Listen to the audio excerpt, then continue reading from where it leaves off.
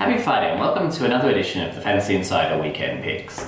It's round 20 in the AFL and round 22 in the NRL as we edge ever closer to finals.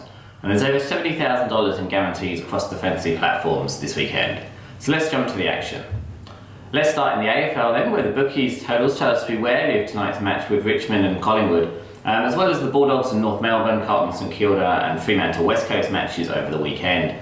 All of those games have totals in the 150s and the 160s, so you're going to be wary of the point scoring there. Adelaide and Geelong are the weekend's big favourites, taking on Brisbane and Essendon respectively, although it's still worth a detailed look at the player projections to see where the scoring is going to be concentrated in those teams. Our team of the weekend doesn't really focus overly on the bookies' big winners, but it does feature one from each of Geelong and Adelaide, with Jimmy Bartel in defence and Brad Crouch in the mids. Sam Naismith from Sydney remains a good option at ruck, we think, while we take Jamie Cripps and Jaden Shaw up front in a pretty risky front line. Tom Rockcliffe is a big spender in midfield alongside the bargain basement Richmond mid Andrew Moore, while Freo Sam Collins rounds out the team in defence. Collins won't get you a massive score, but we like his consistency. He's made back his salary about 2/3 of the time in his 9 games.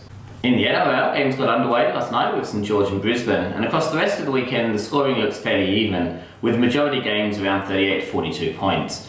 The big favourites worthy of note though are Melbourne going up against South Sydney, and Canterbury against Newcastle, with Manly and North Queensland both close to that 2-try range also. At Draftstars, we're again spending big on the forwards and the hooker spot, with Sam Burgess and Fafita both premium options alongside Cameron Smith. Munster and Mansour are both also premiums in the winger fullback spots. And spending all that money means that we need to save elsewhere, and we do that with Paul Pawley for Newcastle and Nathan Green from Manly in the forwards, as well as Jack Littlejohn and Clinton Gutherson, who are both bargain I think in the centres. Nathan Cleary again at half, a mainstay of our team the last few weeks. When it comes to Jared Hayne at $9,000, I think I pass. That's it for another week of the Fantasy Insider Weekend Picks. Be sure to check out the website for the latest instalment of our DFS 101 series, and we'll see you on the leaderboards.